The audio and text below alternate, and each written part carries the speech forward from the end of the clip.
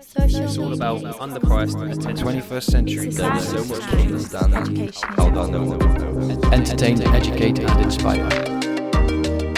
So welcome everybody to episode 2 of Think Social, Think Savvy. Today we've got our first guest to the Be More Social podcast. Welcome to Nicky, the area... Well, why don't you introduce yourself, actually? Okay.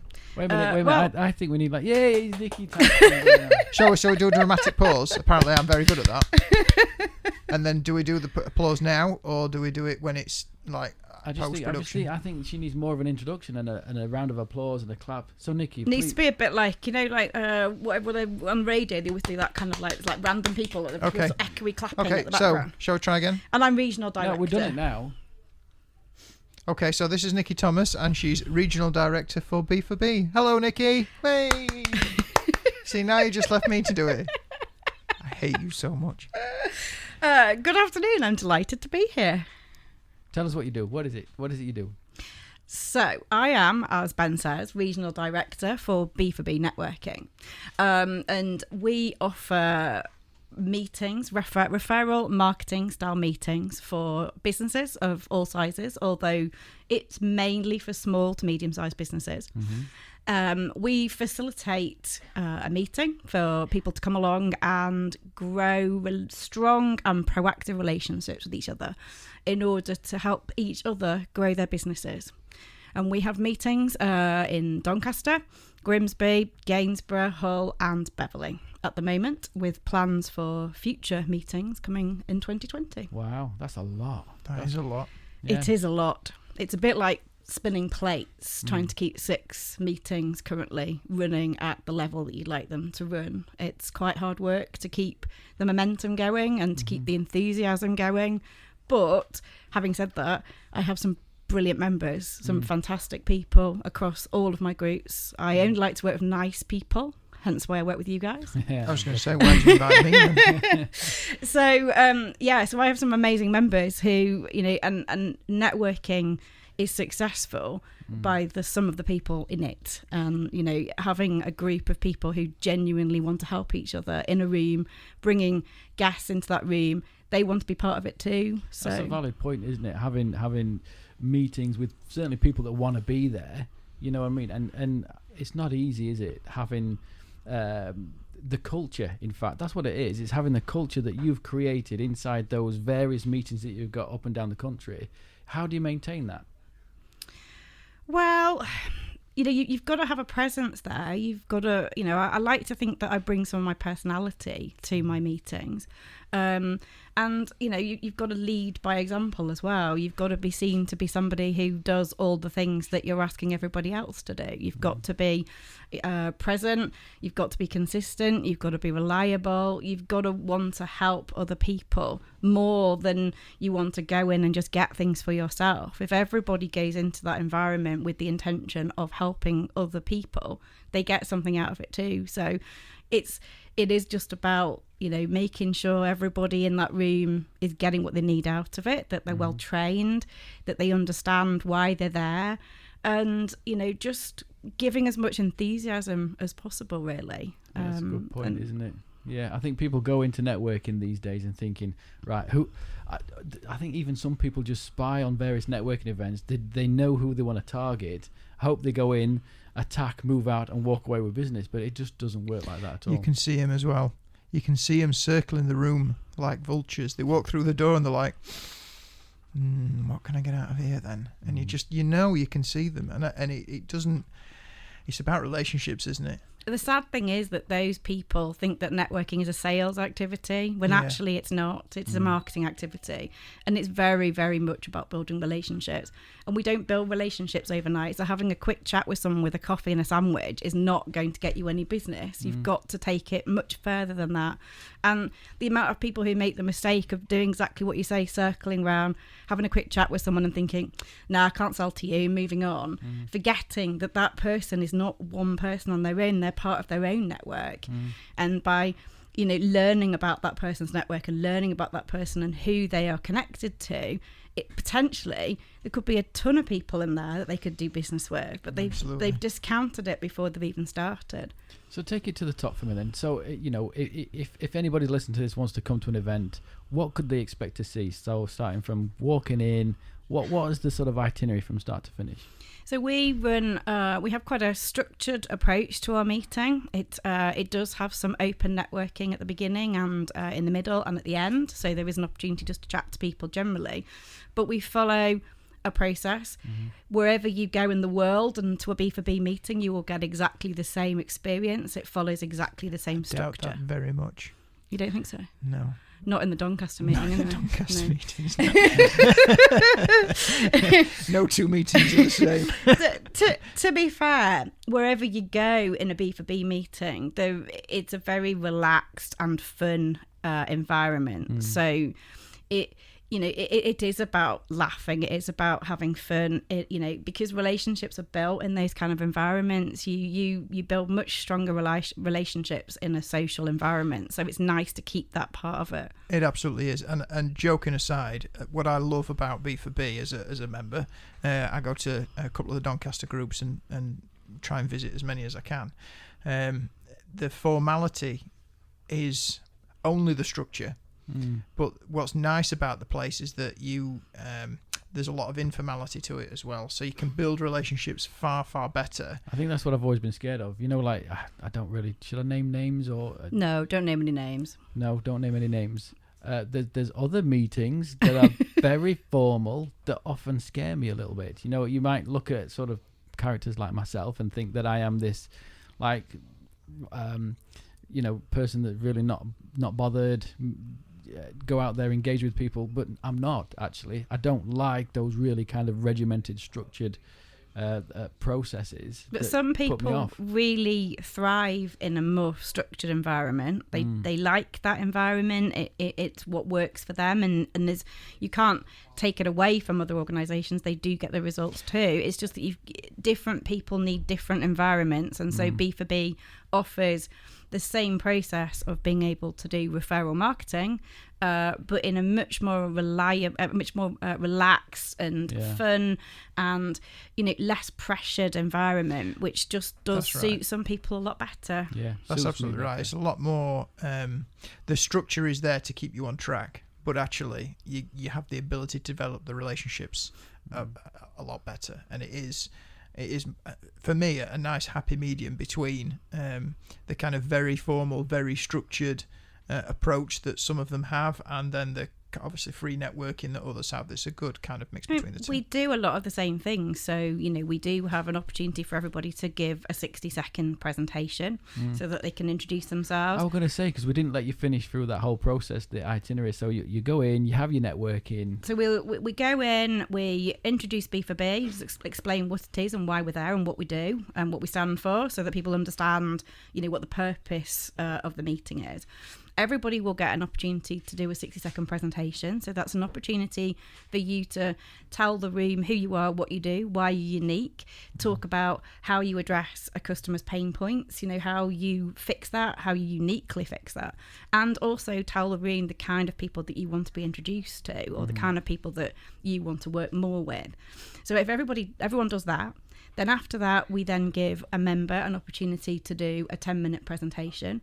And the purpose of that is to take your 60-second presentation and sort of bolster that up, so that you might want to do a little bit about who you are, a little bit more about you personally, so that the group get to know you as a person better, and then tell us a lot more about who you are, what you do, why you're good at it, what differentiates you, and tell us more about your target audience. And the purpose of that is to get more people to want to do a one-to-one meeting with you, so they want to learn more and make sure they've got a much deeper understanding of what you do, so they can refer you properly.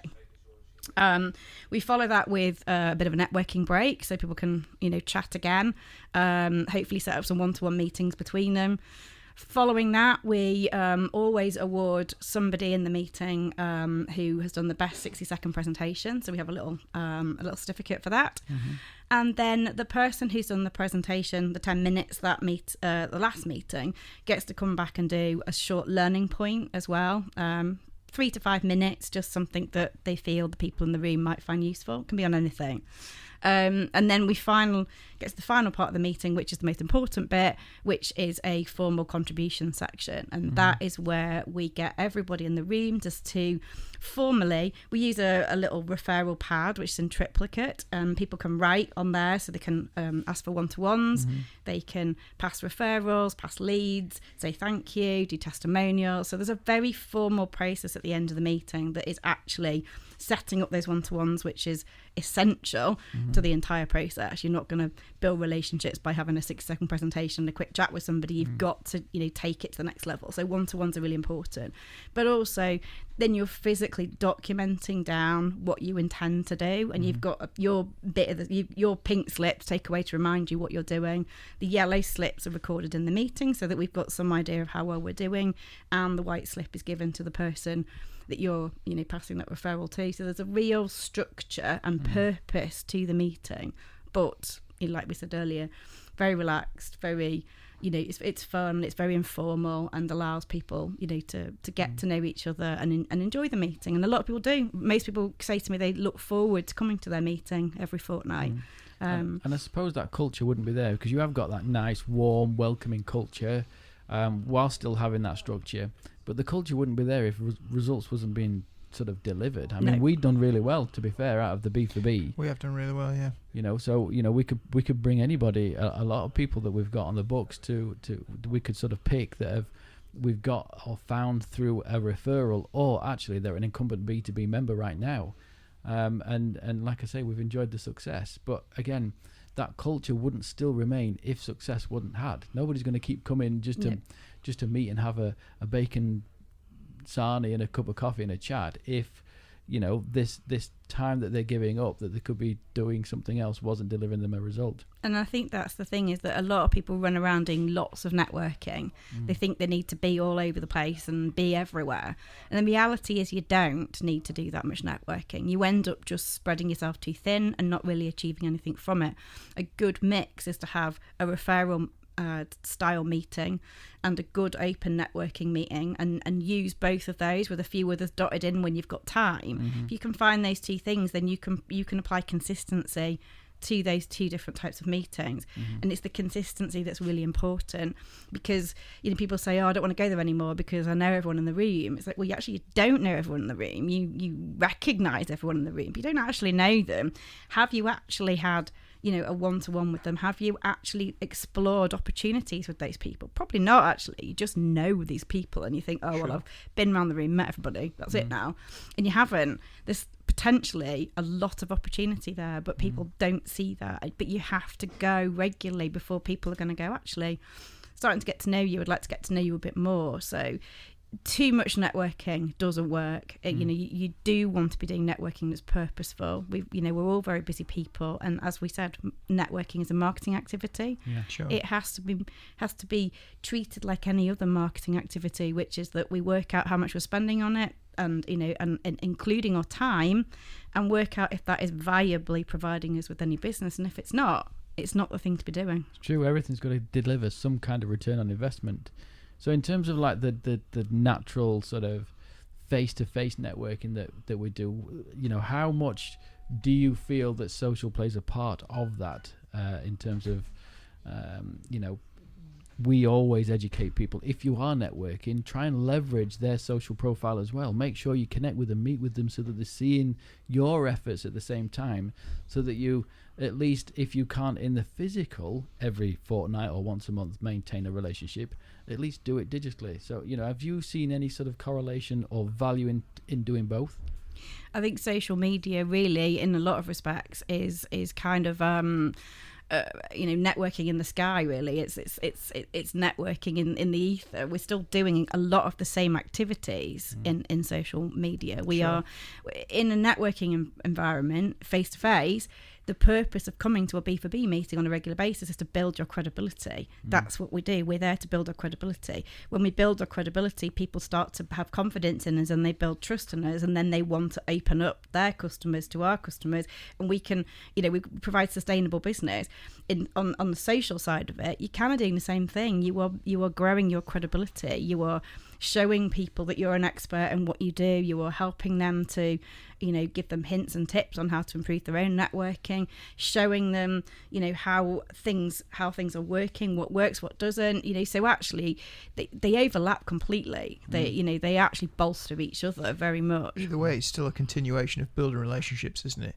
Because as well, if you're out, and combining the two works also, if you're out and about and you meet 20 people in a room, the chances of you getting around and having a good conversation with those is tough. But if you can then meet them and talk to them on LinkedIn as well, precisely, and have that kind of dual approach, both of them do definitely work well together. Equally, it's the flip side as well. You might have built a relationship with somebody on LinkedIn already who's been watching your posts, perhaps not really conversed with them that much, but you've seen them liking, they might have been watching what you're doing, and then you meet them at a networking event and they go, oh, it's you, you know, and you start chatting about stuff. So you've actually already built quite a lot of credibility before you've even walked through the door and met that person face to face. So it actually works on the flip side as well. That actually happened to me on last week. A couple of people who I'd never met before, who were, had been following on LinkedIn. They followed me on LinkedIn, and we actually had a very meaningful conversation at this networking event, because actually we'd already done the early bit. We were into having a proper chat because you've done the awkward bit already. Yeah. So it's vice versa. Actually, you can do it in both directions. So it helps break down the walls or avoid that kind of uncomfortable. Who are you? You already know, kind of. In some respects, you could argue that it's the better way of doing it, because by the time you meet someone face to face, they've already seen what you do and how you do it. You've seen other people who have, reinforced that you're an expert in what you're doing. They've seen your hints, they've seen your tips, they've seen the success that you're having on social media. So by the time you physically meet them, they want to talk about what you do. You're not having to say, hi, I'm such and such and this is what I do. You've done that bit. You've moved on. I guess that's right. The social proof is there, isn't it? Yeah. Because, you may be the same. For me, if I've met several people in a room, the first thing I'll do when I leave that room is have a look at who they are and what they do. And actually, if they're telling me pork pies.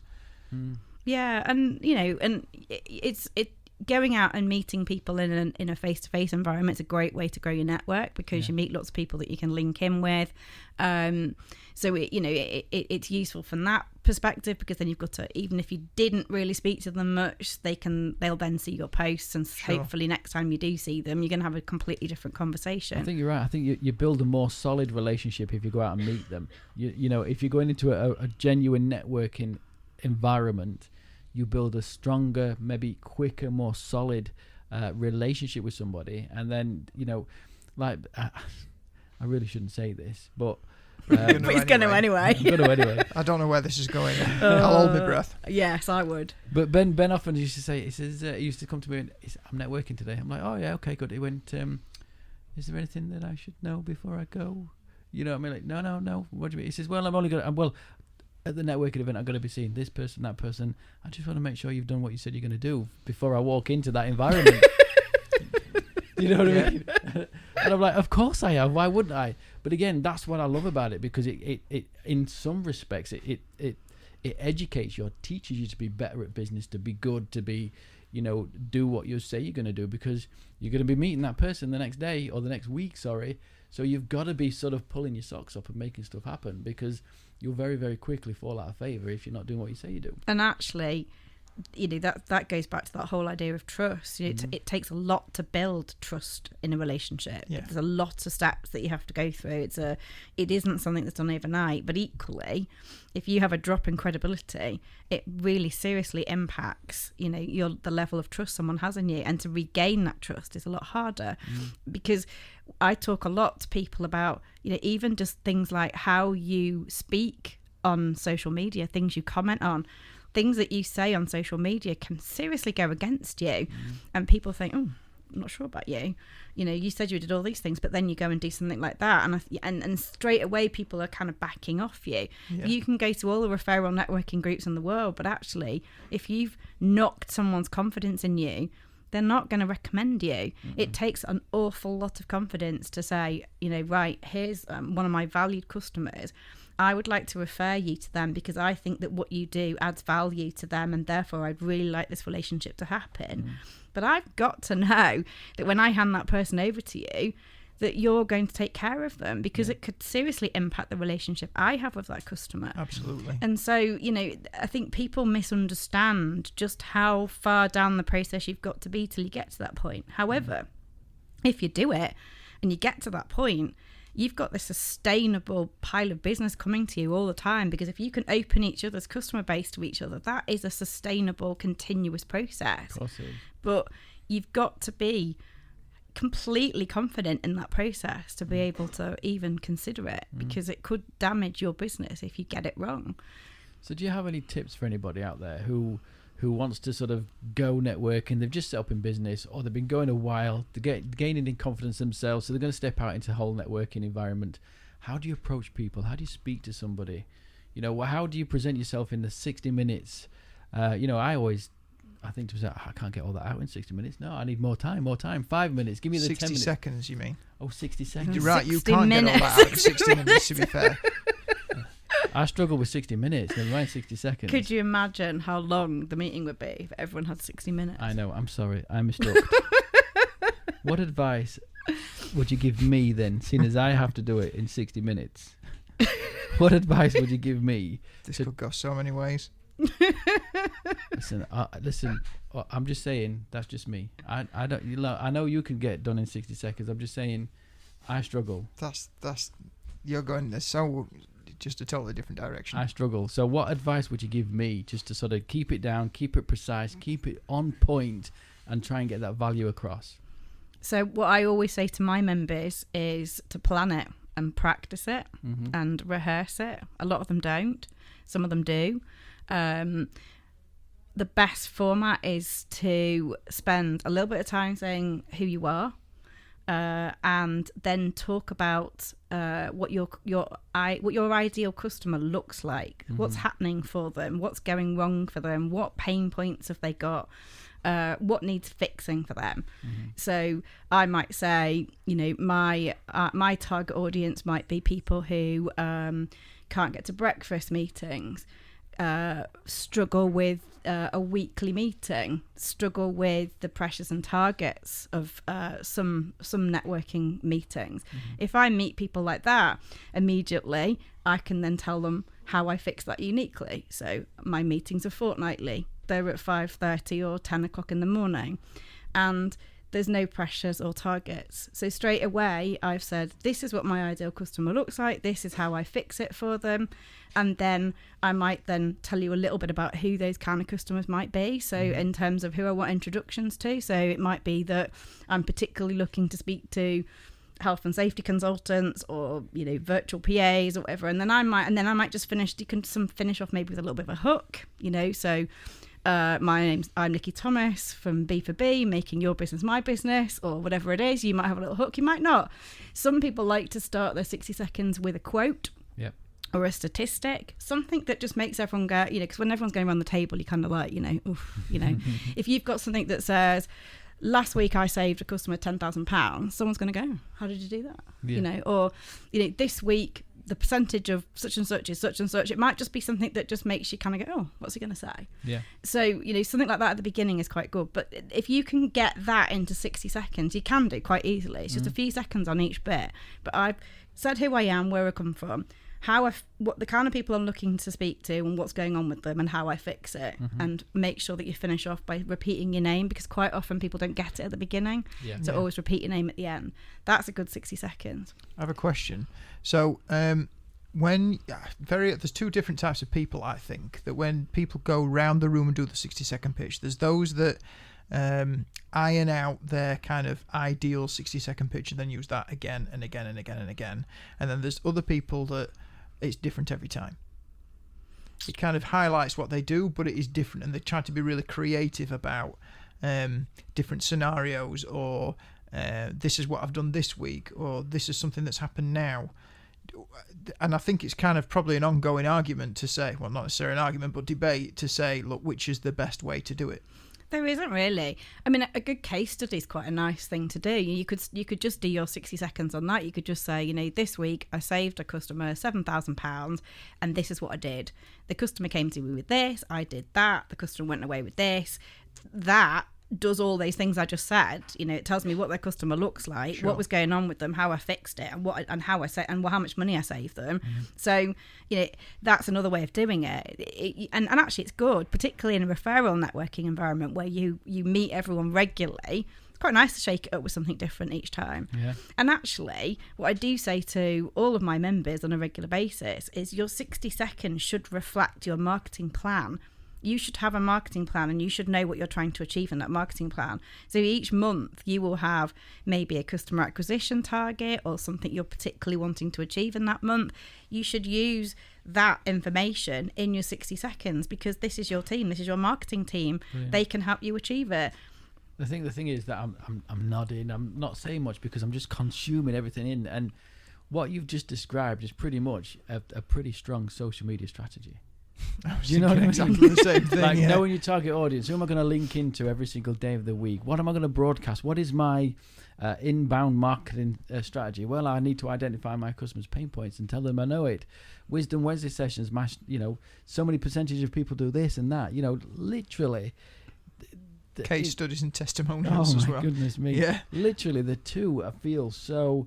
Even having this conversation with you now, it's kind of affirmed that if people struggle A with networking but are great on social, or B struggle with social but are great at networking, they just don't necessarily have to think too much outside of the box to know what to do. If they combine them both together and maybe even used networking to find people to link in with, or use LinkedIn to find people to invite to a networking event, doing their bit for the event themselves or the network that they're in, honestly it would just a complete win-win.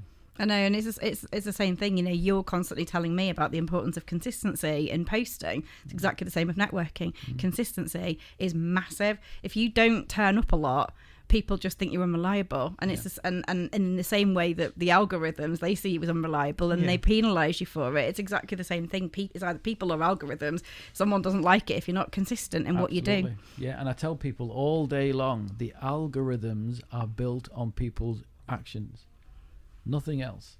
Their interaction with you is what this algorithm is based on. It's an assumption of who you are and who you want to be speaking to. If your tone of voice is all off and wrong, you're going to be attracting the wrong people to your profile. If the reason why it's not working is because the engagement you're receiving is not necessarily from the right people, or the lack of engagement is because the information you're delivering is not interesting or intriguing enough to sort of engage with. I would imagine that's pretty much the same when you're networking. So those moments, not just for that 60-second spot, that's important, but those moments before you get kicked off and after, those are just as equally as important for building that relationship up as well. Inside of there will be people maybe asking you questions, which is why we got the Just Ask Rick thing. That come around just because when I used to do a lot of networking, there was just I'll just ask Rick, he'll know something. You know what I mean? And it's just me being, I suppose, I don't know what the word is really, creative enough to realise, actually I can turn it into a thing. If people keep saying, just ask Rick, he'll know, he'll tell you, we'll turn it into a thing, and I'll just ask a LinkedIn community of people that we've got if they've got any questions. And I think if people was just in tune with what they speak about day to day, or when they go out networking, people asking them questions, so what do you do? How do you do that then? So tell me, if I was to X, would Y happen? Like being in tune and listening rather than just answering questions, taking note, they'll have a ton of content. Yeah, precisely. Yeah. Ton of content. And even in their 60-second pitches, they could be listening in to themselves, the conversations they're having, and probably deliver a more interesting, intriguing version. Because I think I'm with you. I'm not sure whether, because I've not been to a networking event with you yet. I'd like to go to one, actually. It'd be interesting. Especially when it does his 10-minute spot. I was just going to say, when's my next one at the Doncaster Day? I don't know actually. We'll have a look at that. That would be so interesting. That'd be really interesting. So He basically, just wants to stand at the back and heckle. You know that, don't you? throw things, tomatoes, rotten ones. That'd be No fun. Because I do that all tomatoes. the time to you, don't I? all the time. Shocking. So what was this? What was my point? So being rude. Is I've lost my flow now. Oh, Picking on you. it's a shame. See, this is what happens when you pick on people. This is it. Does. See, It just makes you look foolish. you said something about wanting to go along to a networking event. Yes, you. Well, you didn't dodge the question really well, but I think Ben was asking you, which do you prefer? You know, do you prefer the ones that the people that say the same thing every week, or do you prefer the interesting fact-finding kind of versions of, or can't you say, live on a podcast? Well, It is not interesting. really a question of whether I like it or not. I think I like it if they vary it, and I do encourage them to do that. Just because, for their own benefit, if you say the same thing every single meeting, people switch off, and then Good point. and you know, I always find it quite interesting when someone just varies their pitch just a tiny bit sometimes and adds in just one thing that they do which they don't normally mention. 9 times out of 10 someone will go, "Oh, I didn't know you did that. I'd like to chat I to you think about that's why I that." asked the question, because for me, I'm quite. I like the consistency of it. We talk about consistency is key all the time, and the consistency for me is right. If I work it out this way and I say these things, I've got everything across that I want to get across. But equally, you're right, and I think it's like the subtle change for me Yes. that's more important, because Think there's so. on the flip It side only of that, does need to be a subtle and it change. does. I think if you make too much of a change, what tends to happen is A, you get lost because you're so used to saying it a particular way, and B, sometimes people assume in the room that you know them and that you know what they're about and what they're doing, so they tailor it to be kind of that way, and that you miss completely what they're about. And in the industry, we call that content fatigue. If Yeah. we were to put the same piece of content out over and over and over and over again, people switch off. They do. Yeah. You know, the same picture, the same words. You've got to switch it up, haven't you? You've got to switch it up. Even if you have like 2 or 3 different 60-second pictures and just vary them, because the chances are we don't just have one thing that we do. We quite often have a number of different services or a number of different products. Sure. We might have a number of different target audiences as well. So it's probably good to have 2 or 3 of 6-second pictures planned out that you know, and that you alternate. And it may well be that, you know, one week there's a particularly interesting statistic that you see on that particular target audience, something, and you can just keep slotting bits into it, but but you keep the bulk of it, and that gives you that consistency, and it perhaps makes you feel more comfortable doing it over again. But and maybe it's good to do the same pitch for, you know, a couple of months and then tweak it to something else, because equally you've got to make sure the people in the room really fully understand what you do. The worst kind of referral is when someone refers you for something that you don't actually do, because that's a nightmare. Nobody wants that. So you know, you want people to I mean, if you've got, say, 3 or 4 different services you offer, you might spend 2 or 3 months on one particular service, making sure you've got that home, and then you might move to the next service and maybe concentrate on that instead. It really depends on the business, really. But if you say too much, we don't take it in either. So, and that's why you have to have your one-to-ones. Your one-to-ones are absolutely crucial. They are absolutely essential. It's where the magic happens. And you know, there's always things that come out of one-to-ones that are totally unexpected, I find. You know, you go to have a one-to-one with someone that you think, I've got no synergy with this person. I literally don't even understand what they do. You know, I don't really think I know anybody who's even useful to this person. But it's always amazing when you sit down and have, you know, an hour with somebody, 20 minutes on my business, 20 minutes on their business, and 20 minutes thinking about the different ways we introduce each other.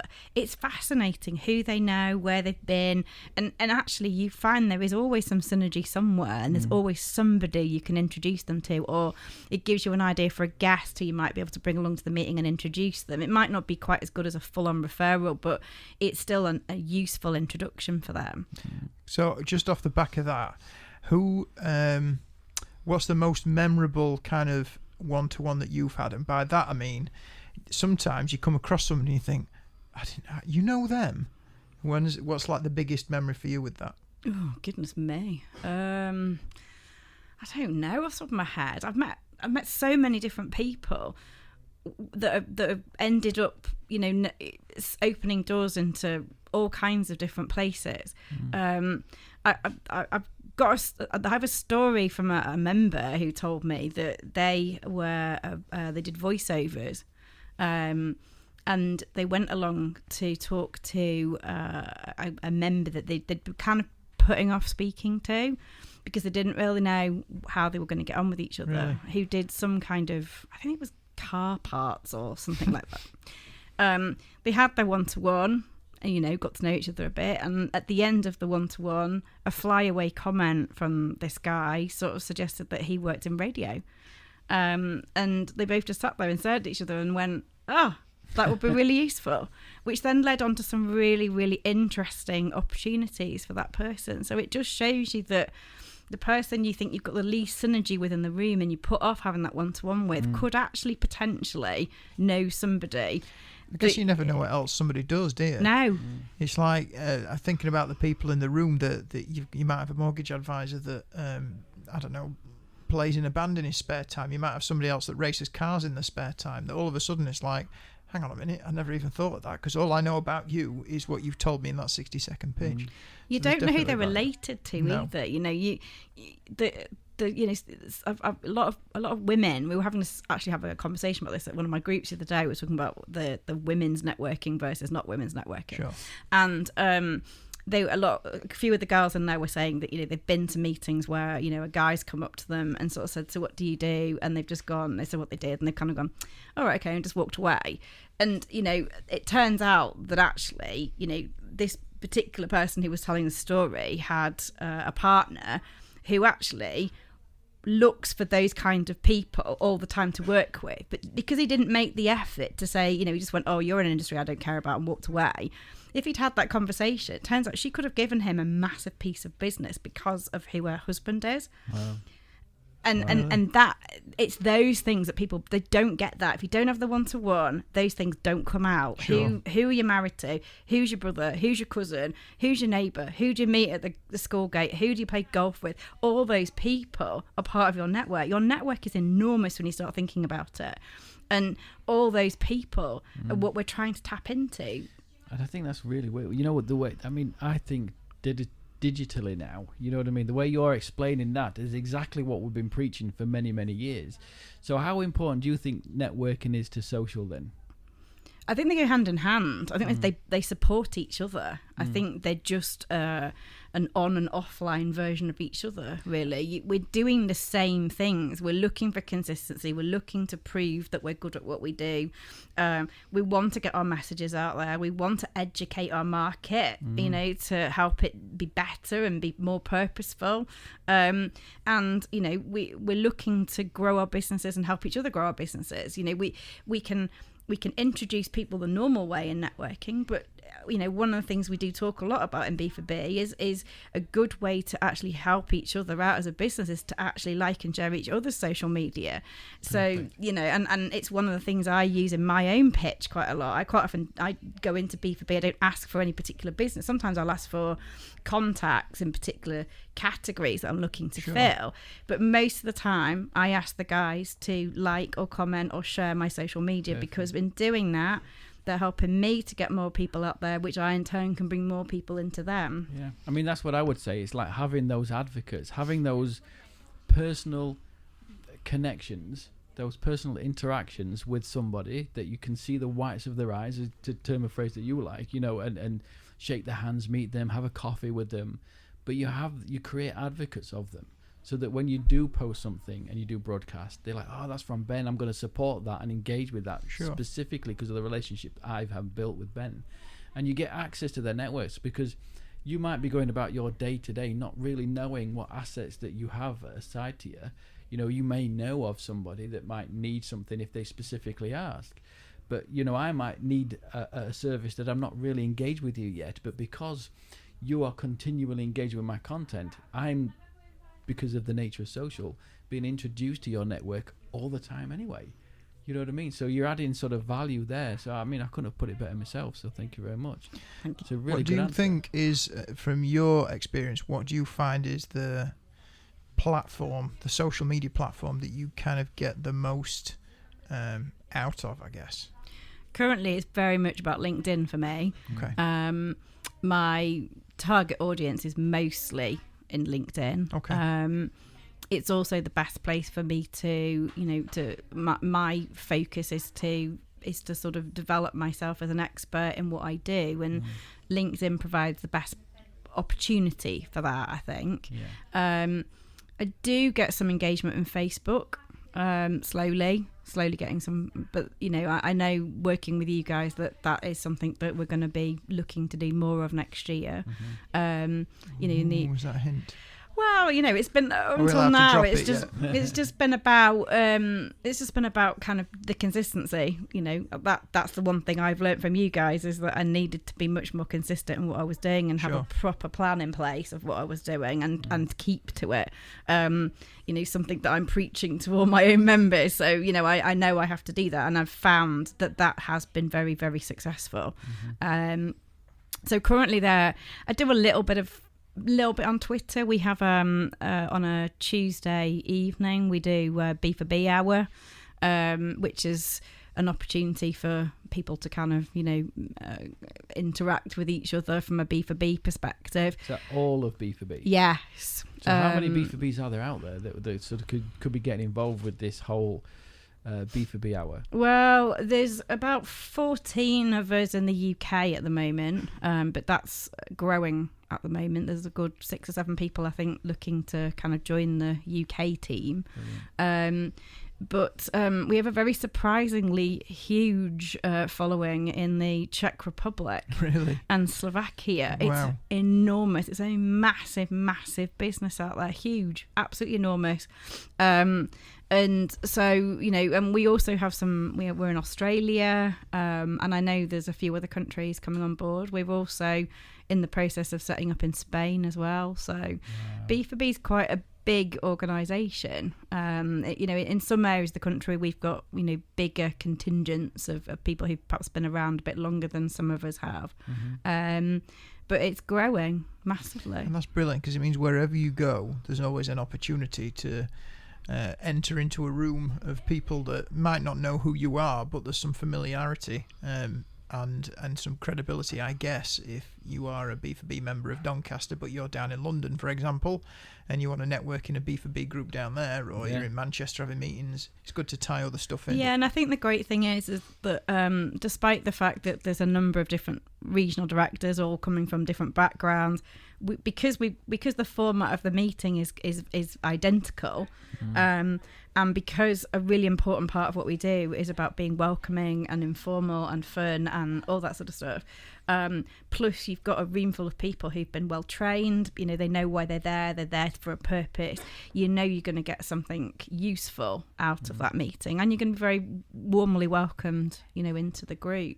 I think that's our strategy, isn't it? Full stop. I suppose, so anybody wanting to sort of target all those countries that you've just mentioned, it is, I suppose, if they came and sat and engaged with you and built a relationship up, first of all, they have a right maybe to say, do you know anybody in Australia that I could speak to? Well, as a matter of fact, yeah, I do. Yeah, exactly. Yeah. It makes sense. And that's kind of like how we're choosing to grow. We're choosing to grow with our third party sort of partnerships that we're building, and saying, look, whoever we're working with in Doncaster, South Yorkshire, and wherever, saying, any of your partners in London, we're in London on Thursday, we'd love to meet with them, introduce ourselves, do it the old-fashioned way, and if we're struggling to get people to answer the phones, we're linking out to them on LinkedIn. The beauty is we've got like so much asset available to us that I don't think, if you are genuine, good at what you do, and you deliver, you have a right to ask those questions, I think, and it's all part of that whole referral thing.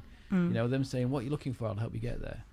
And I think LinkedIn is another really great platform for referrals, because you see so much of people tagging each other.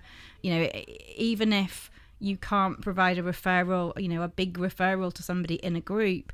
If you see somebody saying, anyone recommend a good graphic designer, and you know a graphic designer, you can just tag them in the post, or you can do one better. You can, message the graphic designer and say, hey, there's this guy looking for somebody. I've direct messaged him and recommended you, but I've tagged you on it as well. That way you have, you've done a pretty good referral for that person. I did that for a couple of members the other day. I saw someone put up a problem. I knew that one of my members could fix it. I was pretty certain they could fix it, so I tagged them, but I made the point of making sure I sent a direct message to the person as well to say, this person, I've sent them a message to say they can get in contact with you. I made sure that the member who was being referred knew what was going on as well, and hopefully that conversation took place. That's brilliant, and that's a good thing to do, you know what I mean? And that's what I found amongst the networking community. They are genuinely built to do something like that. Yeah, because they do it at least once a fortnight or once a month. They actively come to a session in mind with referrals to deliver. It's a funny. Well, the thing is, it becomes a natural process that it's, again, forming those habits and routines that you just kind of, without realizing it, you're starting to do that referral process as a natural thing, because it's like, oh, okay, they'd be really good for you and you'd be a really good fit for them. And you're right, it is a behaviour. It is something we learn. We have to practice it and get better at it. You're like insanely good at it. But that's because I do it all the time. There was a random event, I'm talking about it recently, a random event recently that it was a LinkedIn local, actually, over in Grimsby that we went to. That's right. And it was pure brilliance. Nicky came to me and just said, oh, I want to introduce you to this lady. I think she needs some social media help. This is Ben. Crack on. So we stood talking to her. And I was talking to this lady for quite some time. I said, so how long have you known Nicky then? She said, who's Nicky? I said, the lady that introduced us. Oh yeah, I literally just met her. I'm like, oh, she's good. Yeah, she's really good.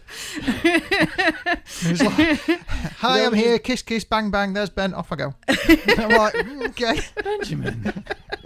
She's like in and out. It's brilliant, pure brilliance. She's like the Bond of networking. But I just find that I just find that, at the end of the day, it doesn't necessarily get me anything immediately. No.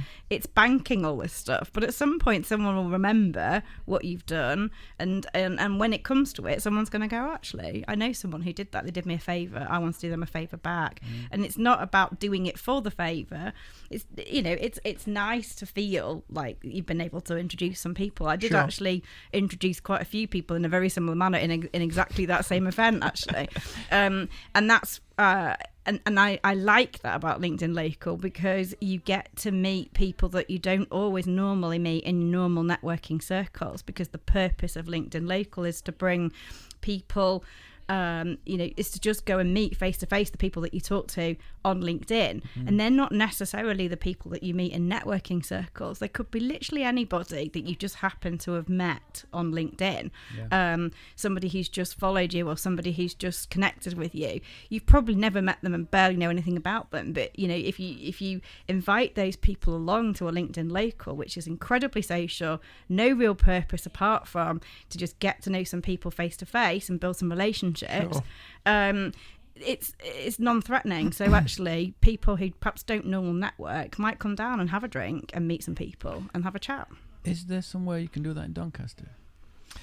Well, now thereby hangs that would segue nice. Are we allowed to talk about it? Are we allowed to talk about it? I don't know. Are we allowed to talk about it? I think we should talk about it. I think we should talk about it. Yeah. That does segue nicely into our hashtag collaboration. Hashtag collaboration. Which I am trending on LinkedIn. Are you really? Fantastic. So go on. You. This was your idea. Okay, well, yes, coming soon, very soon actually, in the new year, we are looking to do a hashtag collaboration between Be More Social and B4B. We're all obviously very passionate about networking and about growing our businesses and supporting each other and just giving trying to give something back to the business community as much as we can. LinkedIn Local is growing massively around the world, and we believe that we would like to offer a LinkedIn Local to Doncaster. So when and where might that be, Ricardo? So we are in talks right this moment in time to have a launch event actually at the Business Showcase in Doncaster at the racecourse. Which is when? February the 27th, I believe. Nice rescue. I was going to try and catch him out there. Yeah, that date is etched on my forehead. No, it's not. So so that's where we're going to have it. We're going to launch it, It and will we're be going by to the go end of today, though. big. We're not going to mess about. We're really going to go big. We want a launch event, and we want people to genuinely gain that that value that they ought to be gaining from a LinkedIn local. And my hope is that we, by that date, will already have the rest of the year already planned out. Yeah. So that people can see exactly that we're taking this seriously. We're going to devote a little bit of time to it, and this is LinkedIn after all. A LinkedIn local ought to be it ought to be not just a one-off. It needs to be a consistent theme, like all the things that we've talked about today, but having that maybe a little bit of formality to it, I guess, but not kind of generally the idea is to try is that it is an incredibly social event. It isn't an ordinary networking event. It should be an opportunity for people to come and just chat to people in a very social environment, and that means that anybody can come. It's not just the usual group of people who hang out at a lot of the networking events in Doncaster. It should open opportunities for anybody, literally anybody. I mean, I find it fascinating going to LinkedIn locals. You can literally, I've met people from all kinds of strange places. I've met students, I've met people from big large corporations, I've met people from very small businesses, I've met people who've come down because they're thinking about starting a business.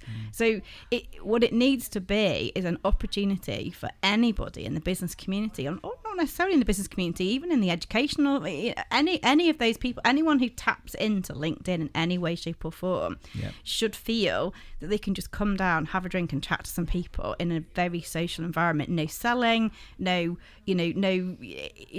kind of trying to sell people things. It is just about building relationships and meeting face to face those people that you perhaps see every day on LinkedIn. I'm excited about it. So all you LinkedIn users, LinkedIn members out there that want to get involved in some kind of networking that are maybe a little bit uncomfortable and are never quite sure whether it's right for them or not, come along on to our first one, our launch at the Business Showcase on the 27th of February 2020, and let's all say hello to each other. And it's a great opportunity to just, provide an extra kind of level or to, the experience that you get, which is already fantastic at the Business Showcase. The Business Showcase in Doncaster is an exceptionally well-run event. It's a really well-attended event. It's huge. It is a really impressive showcase of Doncaster business. So Sold to be out in record time. Yeah, it's a fantastic day to come to, and to be able to add this extra dimension to it where people can network properly with each other as well as interact with people on the stands is quite exciting, actually. It's brilliant. Have you got a stand there? I have. So I've got a stand there which is going to be pretty much manned or womaned by all my members. People coming from all over my groups. They're going to come and just they can sell their own business on there, but the idea is for them to talk about B2B. Oh, Brilliant. wow. Have you got any other events coming up? Anything else you want people to know? I have my regular fortnightly meetings across all the areas. I said before, I've got 2 meetings in Doncaster. I've got Hull and Beverley and Grimsby and Gainsborough. So if anyone is interested in a 5:30 or a 10 o'clock meeting, so moving outside of that breakfast slot, then get in touch. So if anybody wants any more information, drop Nicky a message on LinkedIn or get in touch. And I think that's about it for today, guys. So thanks very much for listening in. Thanks a lot, Nicky, for coming along. Say Thank goodbye. you for having me. Bye. Say goodbye, Rick. Goodbye, Rick. Thanks a lot. Join us again for our next Think Social, Think Savvy. Bye, everybody. Bye.